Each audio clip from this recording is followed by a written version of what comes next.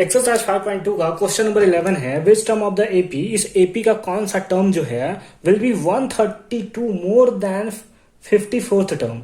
जो 54th term से एक एपी दिया है, इसका 54th टर्म से 132 ज्यादा होगा वैसा टर्म हमें बताना है। तो उसके लिए सबसे पहले तो हमें 154th टर्म हमें पता होना चाहिए ना कि 54th टर्म कौन सा है। फिर उसमें हम लोग 132 ऐड करेंगे, फिर जो हमारे पास नंबर आएगा उसमें फाइंड आउट करेंगे कि कौन सा नंबर है ना। यही ना होगा, हमारा एम तो वही होगा। तो चलिए इसको फाइंड आउट करते हैं। सबसे पहले एपी को लिख लेते हैं। एपी कितना है, that is 3, 15, 27 and 39।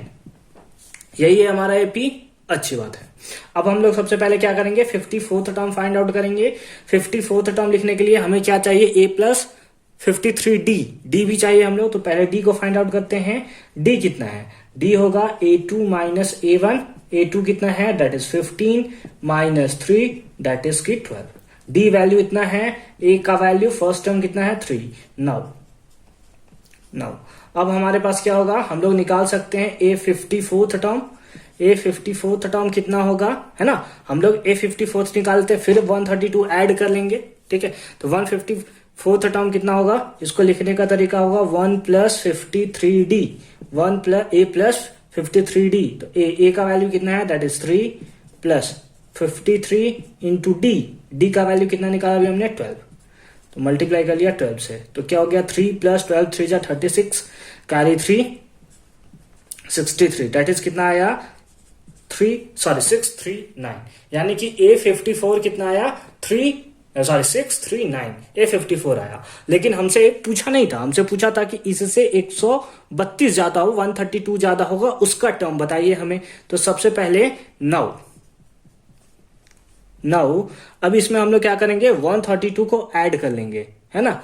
Now new number हम लोग फाइंड आउट कर लेते हैं कितना होगा, दैट इज 369 प्लस 132 ऐड कर लेते हैं कितना होगा, 9 to 11 3 3 6 1 7 7, यानी कि हमारे पास कितना आया 771। और यही जो हमारा हो गया 771, इसका हमें फाइंड करना है कि नंबर ऑफ टर्म्स कितना है। तो नाउ इसके लिए क्या होगा, ये हमारा बन जाएगा an 771, यही ना लास्ट टर्म है, इसी का नाम n फाइंड आउट करना है। a का वैल्यू कितना है, a का वैल्यू है हमारा 3, d कितना आया है, d आया है 12। तो अब हम लोग n को फाइंड आउट कर सकते हैं an का फॉर्मूला यूज करके। बोलिए कर सकते हैं या नहीं कर सकते, कर सकते हैं ना। तो चलिए फटाफट से करते हैं। मिटा दे इसको, मिटा दिया सर, उसके बाद पूछते हो मिटा दे, ठीक है। तो चलिए हमें क्या फाइंड आउट करना है, हमें फॉर्मूला है an equals to a plus n minus 1 into d. हमें n फाइंड आउट करना है।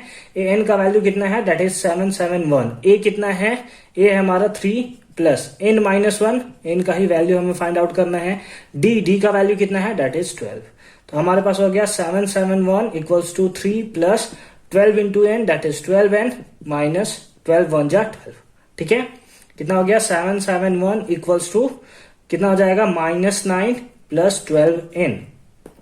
माइनस में इधर आएगा तो प्लस में, दैट इज कितना होगा 771 प्लस 9 इक्वल्स टू 12n पकड़ के इधर लाते हैं तो 12n इक्वल्स टू ऐड करेंगे कितना होगा 780 डिवाइड देंगे कितने टाइम्स में 672 65, है ना। कितना आया 65।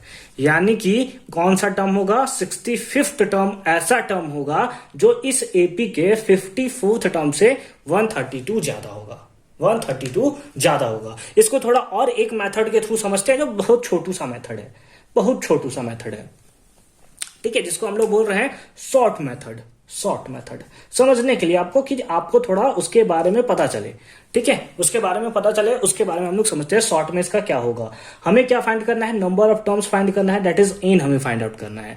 हमसे बोला है कि 54th टर्म तो है, उससे 132 ज्यादा होना चाहिए। इसका मतलब है कि 132 को इसके कॉमन डिफरेंस से डिवाइड दिए होंगे,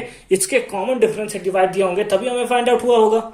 नहीं समझे, जैसे 54th टर्म तो रहेगा ही, उसमें हमसे बोला है कि 132 ज्यादा है, तो 132 कौन सा टर्म है, मतलब 54th से कितना ज्यादा टर्म है उसको फाइंड आउट कर लें। तो 12 से डिवाइड दिया कितना आया 11 आया, तो कितना हो गया 65th टर्म। कितना जल्दी आ गया, देखिए कितना जल्दी आ गया आंसर, कितना जल्दी आ गया। ठीक है। तो इस टाइप से आप चाहो तो सॉल्यूशन कर सकते हो शॉर्ट ट्रिक के मेथड। नहीं समझ में आया क्या? मेरे को अंदर से फीलिंग आ रहा है जैसे आप लोग को समझ में नहीं आया। एक बार फिर से समझते हैं। जैसे कि अगर हमें दिया है कि let us suppose 10th term जो है 10th टर्म है 20 है, 10th टर्म 20 है और जो कॉमन डिफरेंस है 2 है, और जो हमारा बोल रहा है कि हमें बताइए कि ऐसा टर्म जो 10 ज्यादा है ना। जैसे इसे बोला है कि 132 मोर है, इसी टाइप से हम लोग बोल रहे हैं 10 मोर है। हमें 10th टर्म पता है दैट इज 20 है ना, और हमें कॉमन डिफरेंस पता है कि 2 है। तो 10 ज्यादा होगा, तो एक तो हो गया कि 10th टर्म हुआ हमारा 10th टर्म, और 10 ज्यादा है, 10 ज्यादा है इसका मतलब 10 को हम लोग डिवाइड दे देंगे इसके कॉमन डिफरेंस है, तो हमें पता चल जाएगा कौन सा टर्म है, 15th टर्म है। तो इसी टाइप से हमने इसको फाइंड आउट किया है। आप इसका यूज नहीं करेंगे एग्जामिनेशन में, मैंने आपको ऐसे ही शॉर्ट ट्रिक के फॉर्म में बताया हुआ है। आप इसी का जो मैंने आपको लेंथी मेथड बताया है उसी के थ्रू आप सॉल्यूशन करेंगे। इसी टाइप से शॉर्ट ट्रिक्स हम लोग पढ़ते रहेंगे